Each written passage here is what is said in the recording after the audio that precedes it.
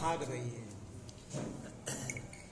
ये जो देश के सामने हालात हैं, उन हालातों से सरकार ही निकाल सकती है।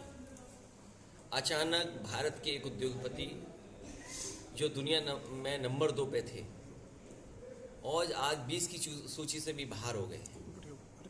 इस तरह की गिरावट और इतना बड़ा नुकसान किसी उद्योगपति का हो, और उद्योगपति जो हैं उनके साथ कारोबार करने वाले सरकारी संस्थाएं हैं जिन्होंने पैसा लगाया है।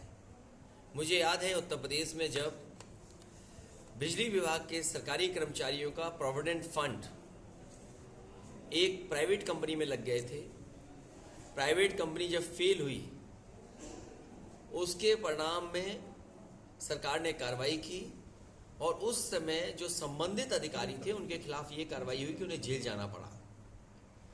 आज भारत के बड़े उद्योगपति, उनमें LIC, state bank of India, इनका लाखों करोड़ रुपया है और अगर हम अनुमान लगाए तो 1 लाख करोड़ रुपए 2 कंपनियों ने लगाया है।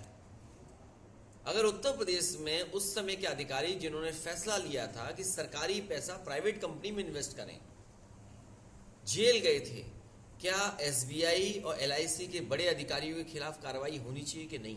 ये सबसे बड़ा सवाल है।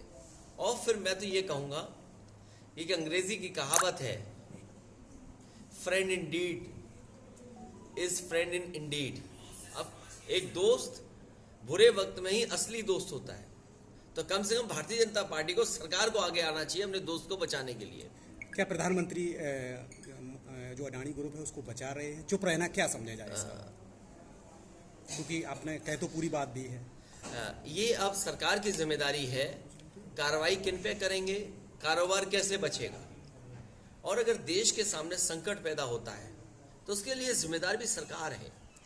अगर SBI का पैसा डूबता है, LIC का पैसा डूबता है, ये SBI में और LIC में आम जनता का पैसा है।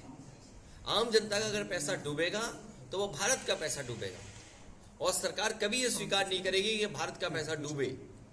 इसलिए जिन्होंने ऐसा सरकार को धोखा दिया है उनके खिलाफ कार्रवाई होनी चाहिए। अध्यक्ष जी, कल पर्यटन मंत्री जो है यूपी सरकार के जगीर सिंह, वो कल मैनपुरी में आए थे।